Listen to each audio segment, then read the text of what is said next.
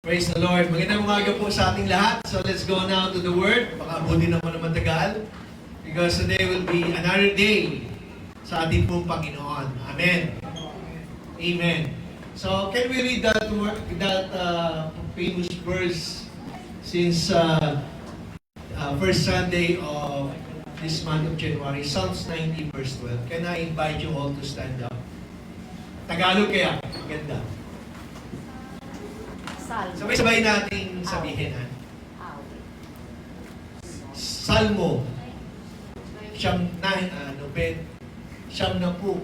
Versikulo 12. Talata. Ano ba yung talata? Talata 12. Versikulo verse. 90. Dili ako makasabot. Ano? 90. Mga awit. Salmo. Mga awit 90. Okay, sabay-sabay natin. So, maganda sa ASD ang salita ng Diyos. Ayan, mga request ko. Kasi this will be our prayer every day. This should be our declaration every day. Because this is what God had given unto us. Ito po yung binigay sa atin ng Panginoon sa taong pong ito. Na lalakad po tayo na kasama natin ng Panginoon. Amen. Maunawaan lang natin yung paglakad natin kung kasama natin siya. At malalaman natin yung plano ng Lord sa ating buhay, yung purpose niya sa ating buhay, kung kasama natin siya. That's why Moses prayed this prayer. Okay? Sabay-sabay natin sabihin. Ipaunawa ninyo sa amin na ang buhay namin ay maiksila upang matuto kami mamuhay ng may karunungan. Panginoon, sa umaga pong ito pong aming panalangin, just like the prayer of Moses, that you will give us a heart of wisdom and a heart of understanding, that we may know your plans, your purpose sa aming pong buhay. Nalakad kami every day of our life na kasama ka namin, Panginoon. Binubuksan namin ang aming puso at isipan sa pagtanggap ng iyong salita sa umagang ito. Bigyan mo po kami, Panginoon, ng kaunawaan upang mas lalo naming makilala ka sa iyong salita. Ito po ang aming panalangin sa pangalan ni Jesus. Amen. You may all be seated. Amen! Amen! Alam niyo po ba when Moses prayed this prayer in Psalms 90, verse 12,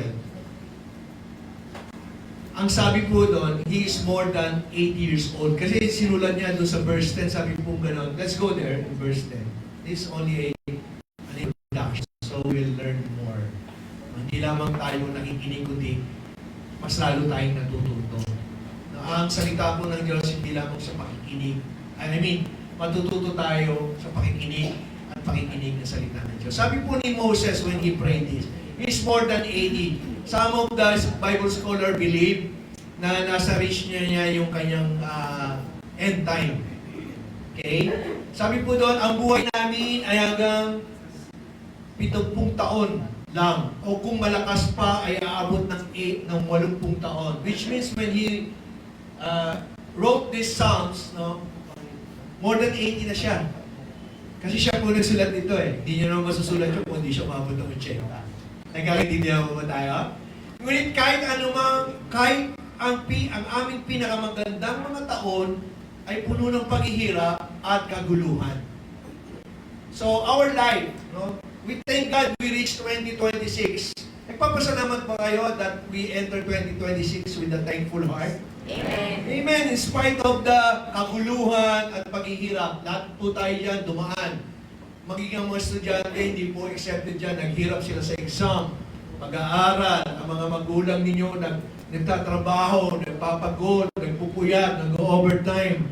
Ang mga nanay na hindi nagtatrabaho, naglilinis, nagpapakain, naglalaba. Amen? Amen. Those are part of life. Those are the natural things that happening sa ating buhay, everyday na ating buhay. So ito'y puno rin ng paghihirap at kaguluhan. Minsan di mo na alam ang gagawin. Pero ang sabi pong ganon, kaya sabi ni Moses, talagang hindi magtatagal ang buhay namin at kami ay mawawala.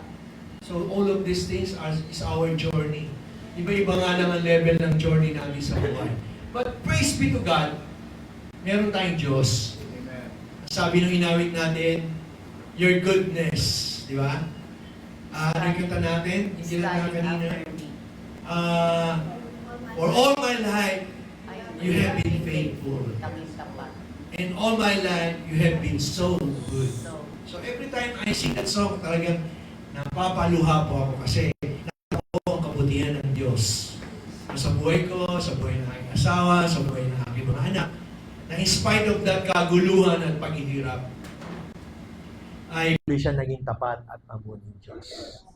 And it will always be a God who is always good to all of us. Amen. Kaya nga po yung prayer ni Moses, Lord, ipaunawa mo sa amin. So today, this is my prayer na patuloy nating mauunawaan, no, ang kabutihan, ang pag-ibig ng Diyos sa atin. Amen. Amen. Parang di kayo nakakonek ka. Amen. Ang topic po natin today is a heart of understanding. Pusong may pangunawa. Importante po yan dahil ang buhay po natin, minsan hindi natin malaman, bakit kaya nangyayari sa buhay ko ito? Yung minsan may mga question kayong gano'n. Bakit ba ako nalalagay sa ganitong sitwasyon? No? Most of us will always ask God a question. Why?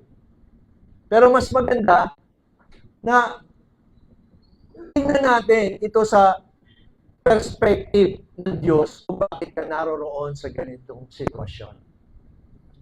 And just like Moses, at the age of more than 8 years old, nanalangin siya, Lord, ipaunawa mo sa akin.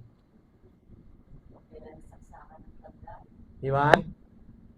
Nalalangin siya ng ganong panalangin. Dahil alam niya na ang buhay niya, hindi niya alam ang mangyayari. Pero alam ng Diyos kung ano ang nagaganap sa iyong buhay. Amen.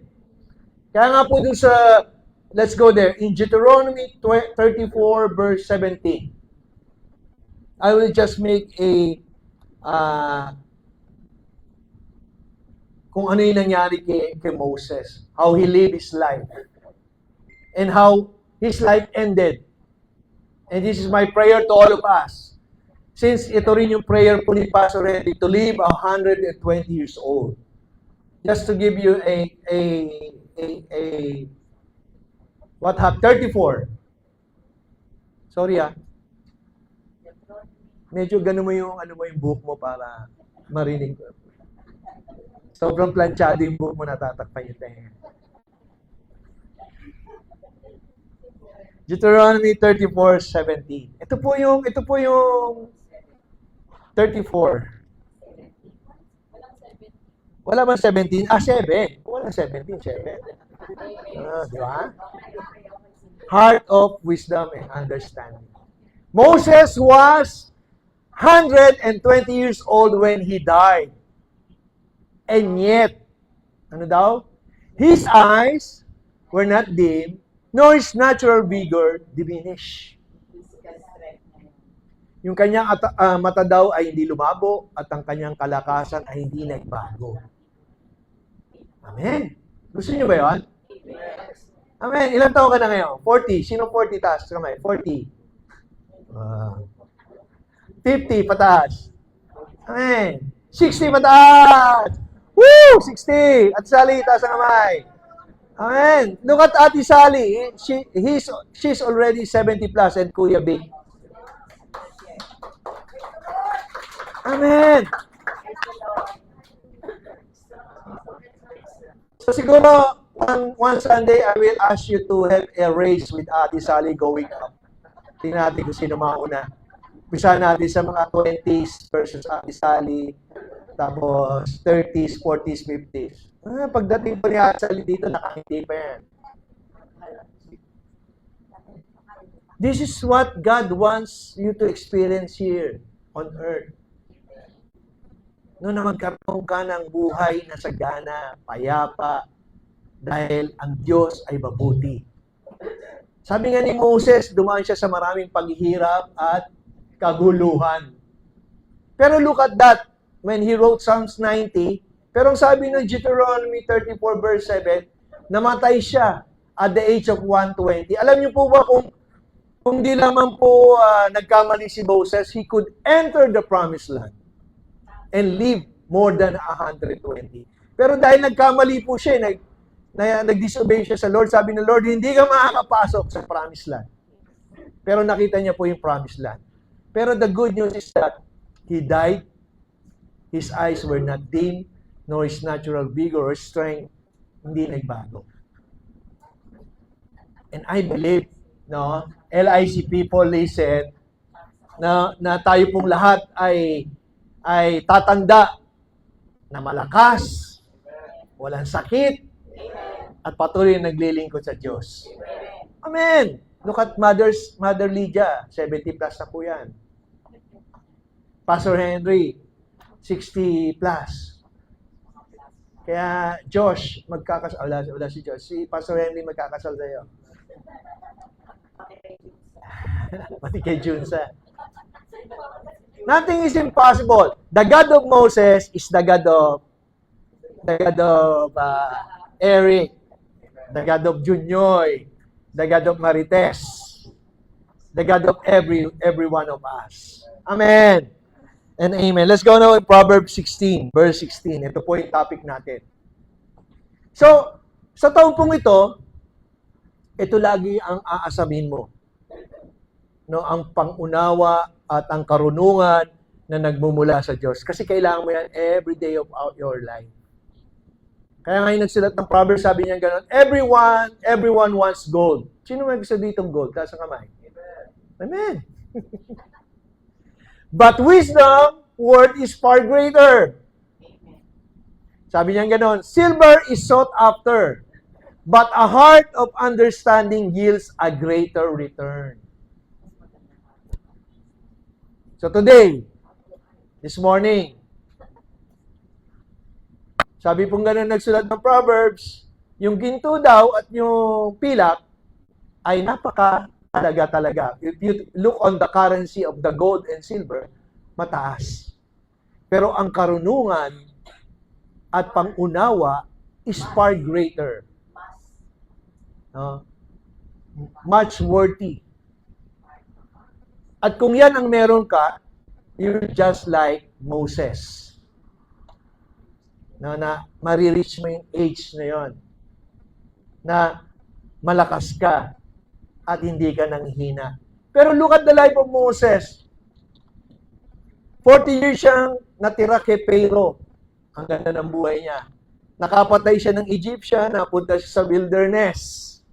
For 40 years, naging tagapastol siya ng mga hayop. Okay. So, ang ganda ng buhay niya, dahil nakapatay siya, nagkasala siya. So, naging pastor siya for 40 years. Lahat po naman tayo, di ba, nagkakamali, nagkakasala. Amen? So, pares lang tayo ni Moses. Amen? Nagkakamali, nagkakasala. Pero dahil ang Diyos niya at ang Diyos mo ay mahal tayo, He can change your situation sa buhay. Amen? At nung tinawag siya ng Diyos, ilang taon siya tinawag ng Diyos sa burning bush? 80 years old. Amen? At ang sabi niya, Moses, inuutusan kita, ililigtas mo ang buong mga Hebreyo mula sa pagkaalipin papunta sa lupang pangako at the age of 80. So tayo, wala pa din tayo sa 80. So ibig sabihin, mas malakas tayo kay Moses, may mas kakayahan tayo kay Moses, at kaya natin gawin yung nagawa ni Moses. Amen? Amen. Si Moses, 2 milyon yung inilabas niya, including those mga Uzi and Ususera, coming out from slavery into the land of promise. Pero it took him another 40 years. And during those years, yung tao na hindi niya naman, mga kalahi niya, pero matitigas sa ulo. Sabi niya gano'n, hard-headed and stiff-necked, which means pasaway. So sa buhay niya, marami siyang problema. Gusto na nga siyang patayin. Di ba? Alam niyo yun, kung nagbabasa kayo ng Bible. And yet, ang plano ng Lord, kapag plano ng Lord, walang pwedeng magbago ng plano ng Lord. Kahit gusto kang patayin, gusto kang magkasakit, o anuman, pero kapag ikaw ay humihinga pa for this year 2026, tignan mo yung katabi mo kung humihinga pa, may plano pa ang Lord sa iyo.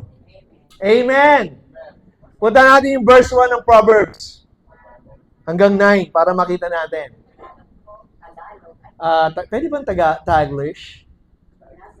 Sige, sa English muna. Sige, pwede rin Tagalog. Nandyan eh. Hindi, yan. Sabi pong ganon, para maintindihan mo yung sinabi na nagsulat, na ang wisdom daw is far greater than gold, and the silver is far worthy. Ang understanding is far worthy than the silver, maganda yung return. Kasi ito yung sinulat niya. Nasa tao ang pagpaplano. Ngunit, ang Panginoon ang nagpapasya kung magaganap ito o hindi. Amen. So, kapag alam mo yung plano ng Lord sa buhay mo, at kapag alam mo rin na hindi ito nagaganap, wala ka doon sa plano ng Lord. Wala ka doon sa lugar, wala ka doon sa oras, at wala ka doon sa panahon na yon. Ibig sabihin, ikaw yung pumili. Amen? Hindi mo ginamit yung iyong wisdom and understanding. Maliwanag po ba? Alam niyo po, minsan kailangan maging practical din tayo eh. Para makita natin, ito yung gusto ng Lord. Nagpapahirap lamang yung mga yon kasi umaalis ka dun sa gusto ng Panginoon. Kaya hindi ka, di ba? Sa mga bata, tinuturuan tayo ng magulang, ito. Pero dahil meron kang ibang plano, ang pwede mo isagot, wait lang. Di ba? Wait lang. Sa trabaho, pagka sinabing ito ang gawin mo, ito ang deadline, dahil papetik-petik ka, procrastination ang tawag po doon, nagkakaroon ng problema. Habang nagiging mabagal ka, o habang nawawala ka doon sa dapat ginagawa mo, nagkakaroon ng pagdiskaril, nagkakaroon ng delay. Kaya nga sabi ng nagsulat nito, ang nasa taong pagpaplano, ngunit ang Panginoon na nagpapasya kung magaganap ito o hindi. Verse 2, inaakala natin na tama ang lahat ng ating ginagawa, ngunit, ano daw? Ang Panginoon lang ang makapaghusga kung ano talaga ang ating motibo. Minsan may mga ganun tayong akala. Pero ang Panginoon pa rin daw ang makapaghusga kung ano talaga ang ating motibo. Verse 3, ipagkatiwala mo sa Panginoon ang lahat ng iyong gagawin at magtatagumpay ka. Ang salita po ng Diyos ang nagsasabi. Hindi po ako. Kaya nga sabi nung nagsulat sa 16, di ba? Gold is okay, but wisdom is much okay. Silver is worthy, but an heart of understanding is far greater of return. Amen. Verse 4. Ang lahat na ay nilikha ng Panginoon, katulad ng binasa po natin sa Psalms 24 verse 1, the earth is the Lord and the fullness thereof. Sabi po doon, ang lahat ay nilikha ng Panginoon na mayroong layunin. Kahit na nga ang masasama, itinalaga sila para sa kapahamakan. Now, even the evil things. At alam naman natin, pag masama, kapahamakan yun. Good will result good, evil will always result evil. Amen. So kung may nakikita kang mga bagay na hindi maganda, reminder yon na hindi ka dapat nandun. Amen? Di ba, common sense dictates, alam mo masama, nakikita mo masama, hindi ka dapat doon. Dito ka dapat sa hindi masama. Kaya siguro nakita natin, pinapakita rin ng Lord, may nangyayaring hindi maganda sa paligid natin. May magkakaguluhan, away, mga masasamang bisyo. This also remind us na itong mga bagay na ito ay may layunin para matutunan mo, hindi ka ikaw kabilang doon. Katulad nung pinag-prayer natin kagabi in our PPC. We belong to a royal priesthood, a holy nation, a peculiar people that been called by God para saan? To show forth the praises of Him. Upang ipakita natin ang kaluwalhatian ng Diyos sa ating mga buhay. Na binago niya na dating nasa kapahamakan, idinala niya sa kaliwanagan. Amen? Verse 5. Kinasusuklaman ng Panginoon na mayayabang at yak na sila'y parurusahan. Verse 6.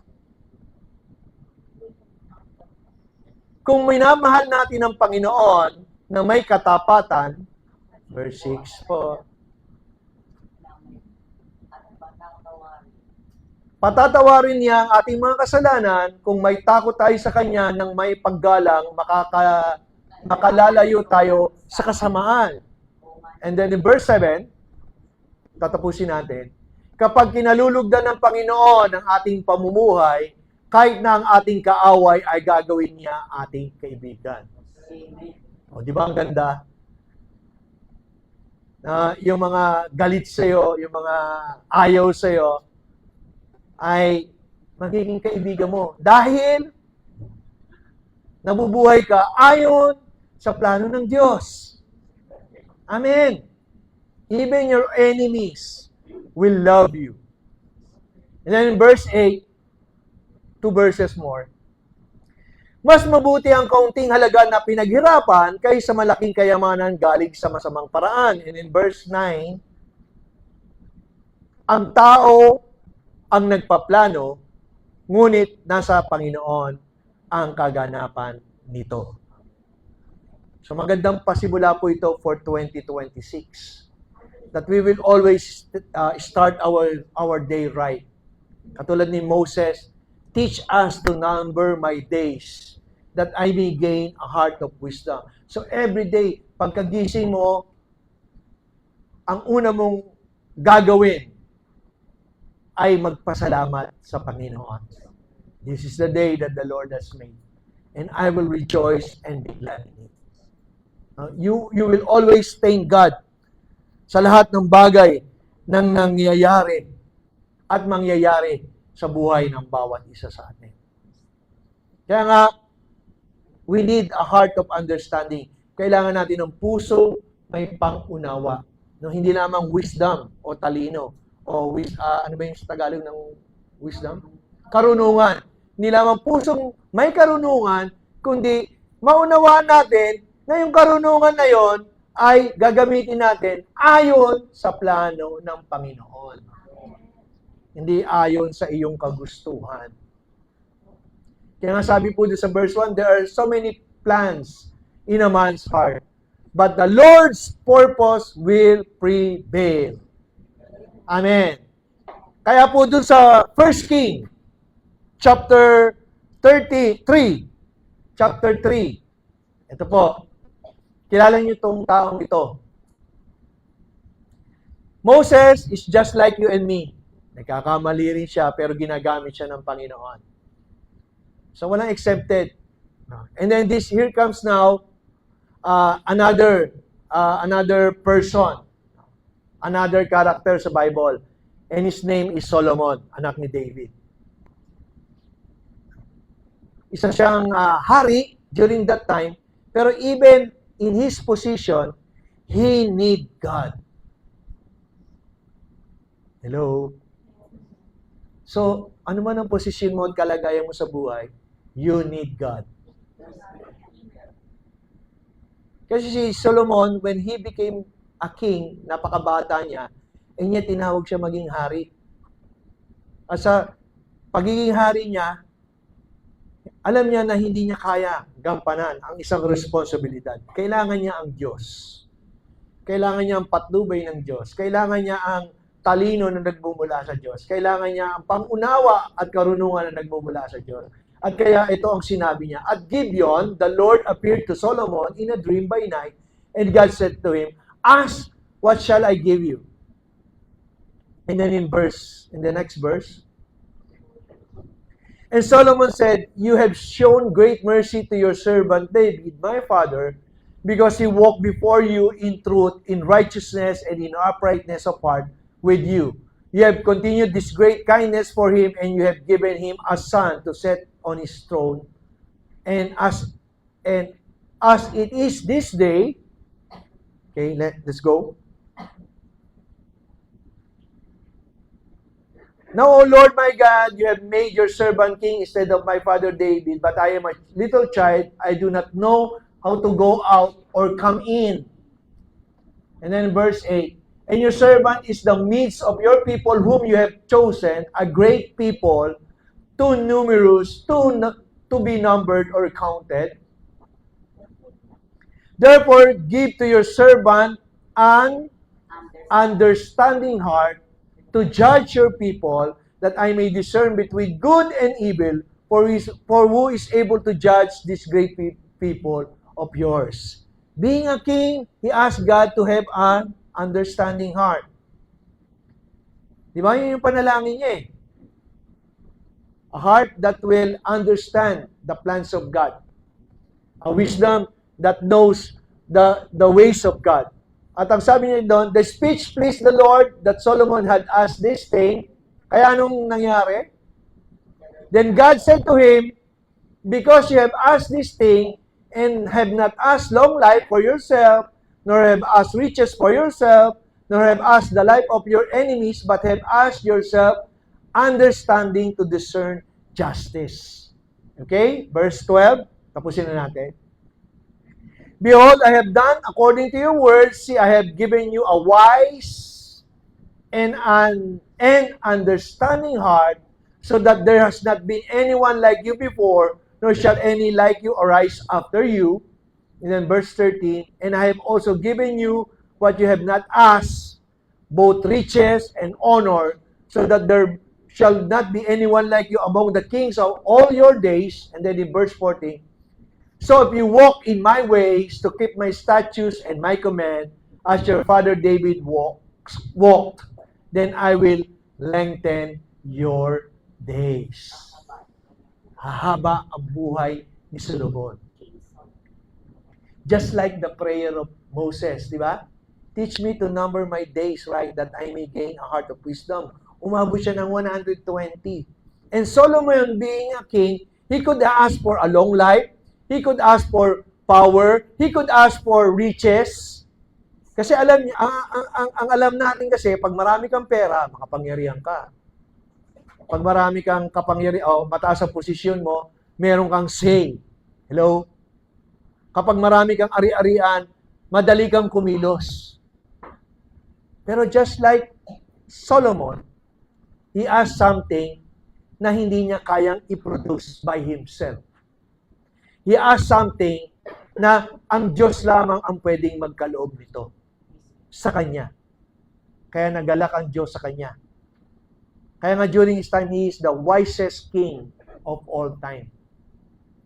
If God can do this to Moses, and God can do this also to Solomon, He is the same God that we are worshiping this morning. Amen. He is the same God that we are saying, Lord, thank you this morning. He is the same God that loves you and me. He is the same God that died for you and for me. Amen. Kaya nga po yung ating pong panalangin ngayon, Lord, give me a heart of wisdom. Lord, give me a heart of understanding. Kasi sa buhay pong ito, kahit marami kang pera, pero hindi mo naman alam kung paano gagamitin ito, mawawala din saysay. O sa isang sitwasyon na kung saan marami kang pera, pero hindi mo mabibili ang lunas sa sakit. Hindi mo mabibili ang kalusugan, hindi mo mabibili ang magandang tulog. Mabibili mo ang pinakamagandang kama, pero hindi ka naman makakatulog, wala ring saysay ang bagay na yan. Amen? Makapangyarihan ka man sa buong mundong ito, pero wala kang talino at unawa kung paano hahandilan ang bansang ito, ang kumpanya na meron ka, mawawalan din ng saysay. Amen. At dahil si si Solomon ay nanalangin ng heart of wisdom and heart of understanding, ang sabi ng Lord, kahit hindi mo hiningi ang long life, ang riches, ang gold, ang silver, no, ang mahabang buhay, ipagkakalob ko sa iyan. Why? Because God wants you to live here on earth the way God wants to give to you what is in heaven. Hello? Kaya nga, di ba, yung panalangin natin, bigyan mo po, Ama namin, sumasalangit ka, sambahin ang ngalan mo, mapasa amin ang kaharian mo, sundin ang loob mo, dito sa lupa, para na sa langit. Sundin ang kalooban mo. Dito sa lupa, para na sa langit. Which means, anything that is in heaven can happen here on earth through your believing and having a heart of wisdom and understanding and knowing the purpose of God in your life. Kaya nga sabi nung Proverbs 16:1, there are so many things that in a man's heart. Maraming plano. Pwede tayong iplano for 2026 as a church or even as an individual. Pero, ang purpose ng Lord will always prevail. So, ibig sabihin, kailangan mo ng pusong may karunungan at pangunawa, Lord, itong plano ko, ito ba ang purpose mo? So, pag nagtugma yan, praise God. Nandoon yung blessing. Nandoon yung provision. Nandoon yung protection. Nandoon yung guidance. Hindi ka mahirapang manalangin, Lord, kailangan ko ng budget. God will provide. Lord, kailangan ko ng maayos ang papeles sa ito. God will show you the right person, the right way. There will always be favor. Amen. Because you are in the center of God's purpose in your life. Now, sabihin nyo, pwede nyo tanongin sa akin, panahon ni Moses yan, Pastor. Panahon ni Solomon yan. Sila yung mga tinawag. Hinirang mo. No, hindi ko kaya yung ginawa ni Moses. I-lead ang 2 million people. Hindi ko kayang gawin yung ginawa ni Solomon bilang hari, no, na mag-decide sa kaharian at makibaka during that time. Amen? Pero alam niyo po ba, you who are sitting there, nasa tingin mo, ay matanda na ako dyan, Pastor. Ay, hindi ko na kaya yan, Pastor. Ay, galing lang ako sa sakit, Pastor. No. When you know the heart of God, the plans and purposes of God in your life, you can be just like what Moses and Solomon experienced in their life. Amen. Gusto niyo ba yun? Amen. Ang una nga nagkaroon ng tablet, si Moses eh. O, di ba? Ano sinabi ni Samsung tsaka ni iPhone? Di ba? Yung tablet niya, dala-dalawa. Walang sinabi ang iOS tsaka Android. Now, we are now in a generation or in time, no, sa panahong ito, na kung saan we can surpass what Moses did. We can surpass what Solomon did. Naniniwala ba kayo? Ano meron? Bakit sasakyan ko kailangan? Naniniwala. Okay. Let's go now to Ephesians chapter 1. Ito na tayo. Pupunta na tayo sa generation na kung saan ito ang sinasabi ng salita ng Diyos. Those things that we have read in Psalms and even in the book of Kings or Proverbs, these are a reminder. No? Binasa natin yon, pinag-aaralan natin yon, para for us to say, wow, Lord, you have done great things during those times. But in our time, in my time, sabi mo, in my time, God can do these things also. Amen. Ephesians chapter 1, beginning from verse 15, para mas lalo kayo ma-encourage. This now, in the New Testament, Paul is speaking to the Ephesians. No, sa mga mga mananampalataya na katulad mo at katulad ko. Sabi pong ganon, kaya nga, mula nang mabalitaan ko ang pananampalataya ninyo sa ating Panginoong Hesus at ang pag-ibig niyo sa lahat ng mga pinabanal, walang tigil ang pasasalamat ko sa Diyos dahil sa inyo at lagi ko kayong ipinapanalangin. Verse 17, hinihingi ko sa Diyos ang dakilang Ama ng ating Panginoon sa Kristo na bigyan niya kayo ng karunungan at pangunawa mula sa banal na Espiritu. Amen. Para lalo kayo ninyo pa siyang makilala. Now, this now the season wherein God have already poured out everything that we need. God the Father, nung panahon na yon, ang nangungusap kila Moses at kay Solomon. Pero ngayon, God the Father has given Jesus. Sabi niya nga, hinihingi ko sa Diyos, ang dakilang Ama ng ating Panginoon, si Kristo na iyong tagapagligtas. Na ano daw?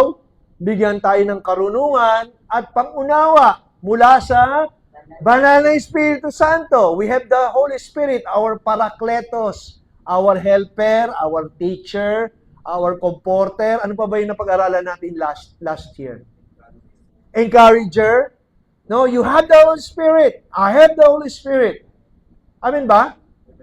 No, ang banal na Espiritu Santo ang nagpapaalala sa atin kung sino tayo sa harapan ng Diyos.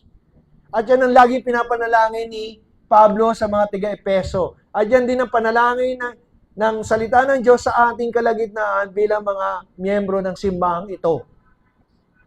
Na patuloy na ipinapanalangin natin sa ating Diyos Ama sa langit sa pamamagitan ni Kristo Jesus, sa pamamagitan ng banal na Espiritu Santo, na tayo pinagkalooban niya ng bunga ng banal na Espiritu Santo. The love, the joy, the peace, the kindness, the goodness, the patience, the gentleness, and self-control. Bahagi yan, no, ng pag-unawa at karunungan para lalo nating makilala kung sino siya. And in verse 18,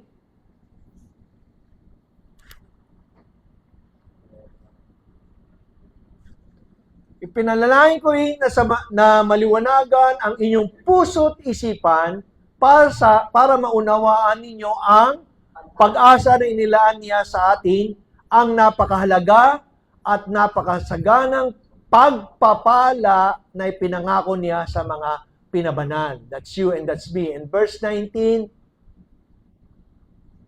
ipinapanalangin ko rin na malaman ninyo ang napakadakilang kapangyarihan ng Diyos para sa ating mga sumasampalataya sa Kanya. Ang kapangyarihan ding ito ang ginamit niya nang buhayin niya na muli si Kristo at nang paupuin sa Kanyang kanang sa langit. Ano yung susi? Yung dinideklara ni Paul ito sa mga tiga-Ephesians? Nakita niya, ano yung susi? Ano? Ipanalangin. So this year, 2026, asking God a heart of wisdom, asking God a heart of understanding, prayer is part of your life. We will seek God through prayers. We will ask God through prayers. We will be led by God's direction through prayers. Amen. So this will be a praying church. Marami po kami pwedeng ipagplanuhin o sabihin na direksyon na ating simbahan, pero kung hindi po ito nanggagaling sa Diyos at hindi po ito ang plano ng Diyos o purpose ng Diyos para sa atin, mawawalan po ng saysay. So today, church, you're part of your everyday routine as a person, as an individual, prayer. Amen? When you open your eyes, wag mo ng cellphone hawakan, pray first. Mag-connect ka muna sa tamang connection. And that is the divine connection that we need. What we received last week about divine connection. Stay connected with the right source. And that is our God. In tune always to what the heaven is saying. Because it is the heaven who will dictate what will happen here on earth. Yun po yung panalangin na binigay ni Jesus. Very simple and yet we do not understand. Ama namin, sumasalangit ka, sambahin ang ngalan mo, sundin ang loob mo, dito sa lupa, para na sa langit. Amen. So every time we pray this kind of prayer, the Lord's Prayer, we are asking God for direction. Heart of wisdom and heart of understanding. As we read the Word of God or as we study the Word of God, hindi lamang natin narinig, kundi Lord, I want to understand. Bigyan mo ko ng karunungan at unawa, pang-unawa, para yung sinabi mo, Lord, magkaroon ng kaganapan sa aking buhay. At ano yung sumunod sa prayer ng the Lord's Prayer? Give us this day our daily bread. So alam ng Lord, nagugutom ka. Every day. Kaya nga doon sa Matthew chapter 6, di ba? Unahin mo muna ang kingdom and His righteousness. Ang sabi pong gano'n, all these things will be added. Added, when you say added, idadagdag.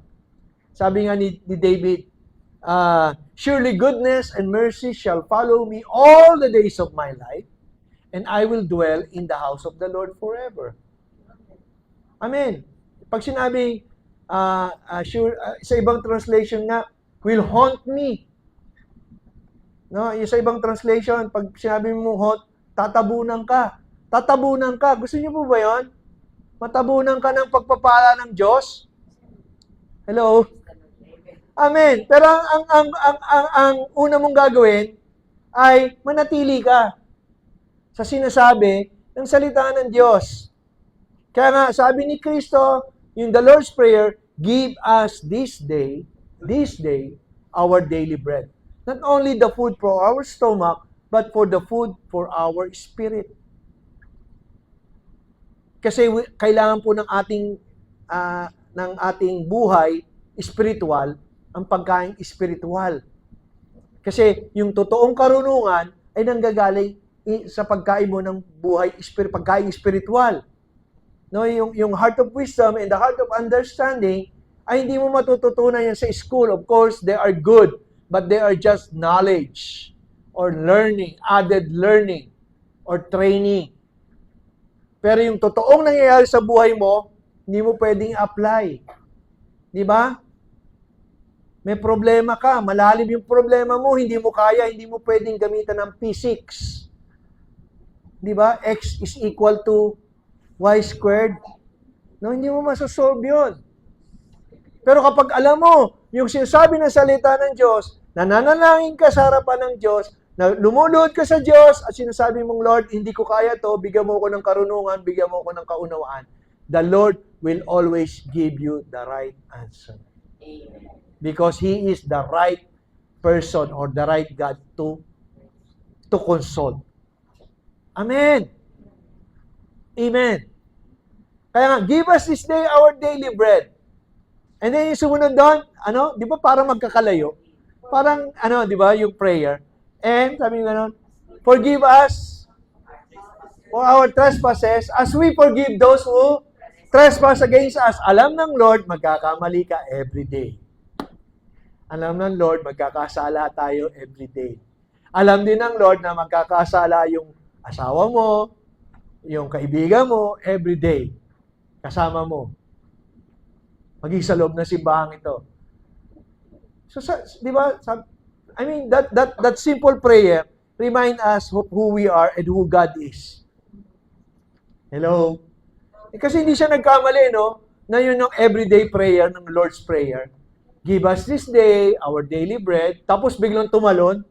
Forgive us for our sins as we forgive those who sins against us. Amen? Simple, di ba? Pero yun po yung totoo. Practical, pero yun po yung dapat. And then yung sumunod. Ang sumunod? As we forgive those who sins against us. Lead us not into temptation, but deliver us from evil. Di ba? For the glory and honor. Di ba? Alam ng Lord, yung kasamaan, nasa paligid. Lead us not into temptation. Huwag mo po kami ipaintulot sa tukso. At iadya mo kami sa dilang masasama. So these things are the natural things happening in our life, in our daily life. Amen. But these things are always nandoon ka na pwede mo mangyari sa buhay mo. Pero dahil alam mo kung sino ang Diyos, alam mo kung sino si Kristo sa buhay mo, meron kang heart of wisdom and understanding. Kaya nga panalangin ni Paul, every day daw, ay magkaroon tayo ng karunungan at pangunawa upang mas lalo nating makilala pa si Kristo sa ating buhay. Papaano? Manalangin. So every day, as you open your eyes, as you open your heart to God, now, make it a habit. Kung every day naliligo ka, nagsisipilyo ka, every day you pray. It's not a commandment, but it should always be a part of who you are as a son and daughter of the living God. Prayer is your breath. Prayer is your way of lifestyle. Dahil doon mo matatanggap ang karunungan na hinihingi ng katulad ng hinihingi ni Moses. Ang pusong pangunawa na hinihingi na nagsulat ng Proverbs. Dahil yun ang nais niya. Higit pa sa ginto, higit pa sa pilak. That's why Moses, when he prayed, Psalms 90, verse 12, ipaunawa mo sa akin, Panginoon, ang patungkol sa buhay, so that I may gain a heart of wisdom. Lord, teach me to number my days right, that I may gain a heart of wisdom. Amen. So let's go now. Meron pa pala. Last two verse. 20 and 21. 21 na lang ba? Kaya nasa ilalim ng kanyang kapangyarihan ni Kristo, ang lahat ng espiritong nananahan at namamahala, mga espiritong namumuno at may kapangyarihan, ang titulo niya ay hindi mapapantayan ni naman, hindi lang sa panahon ito, kundi sa panahon pang darating. This was written after the death of Christ, sabi nga 6 AD ba yun? After Christ's death. And it's now happening in our time. Na mga bagay na ito ay matututunan natin sa ating kapanahunan. And praise be to God, we are in that season. Amen! We are in the season that we are learning more from the Lord. Okay, punta natin 2 Peter chapter 3. Na-remind ako. Teka ha. Napin ko lang. We will end up in this verse. 2 Peter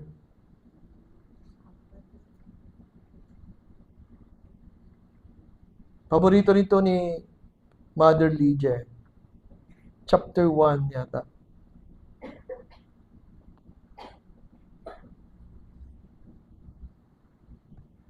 Tika.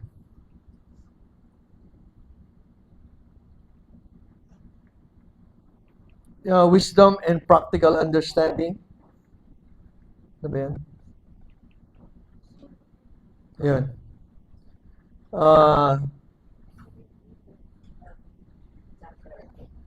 Ano ba yan? Teka.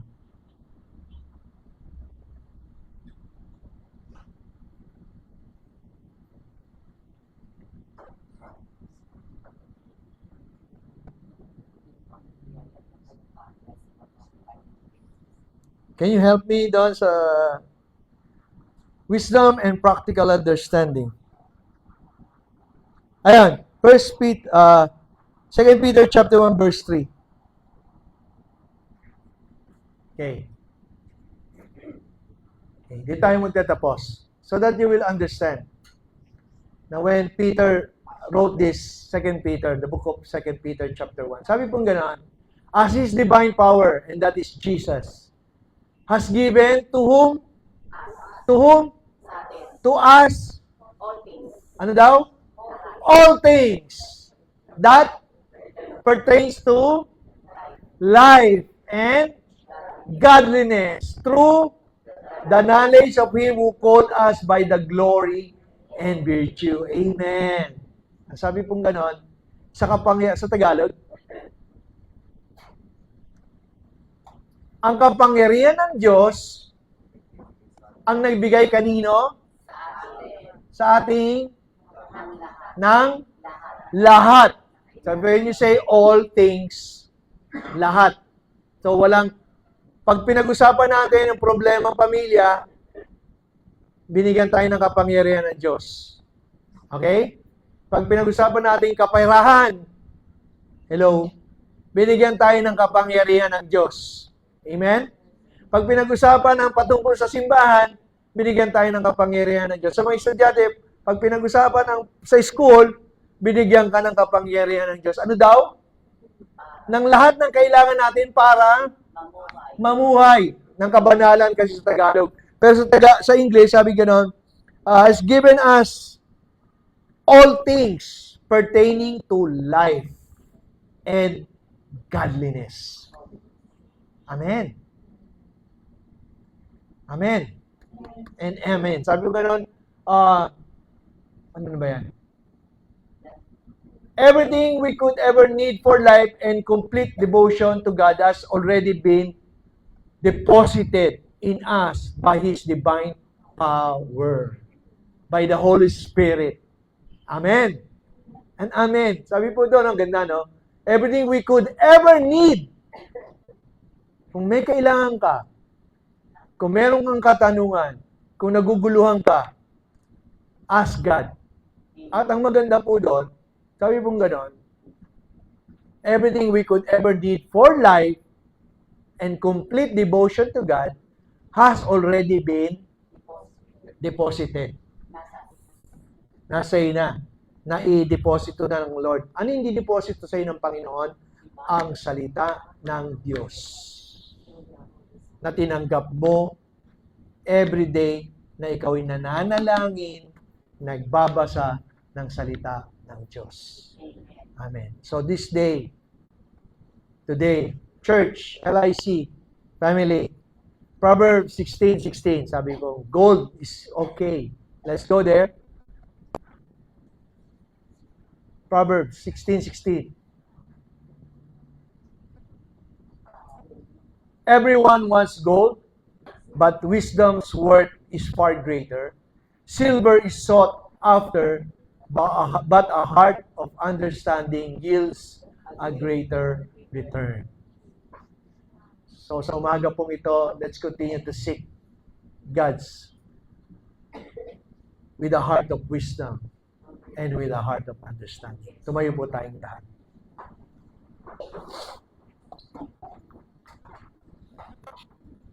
Hallelujah.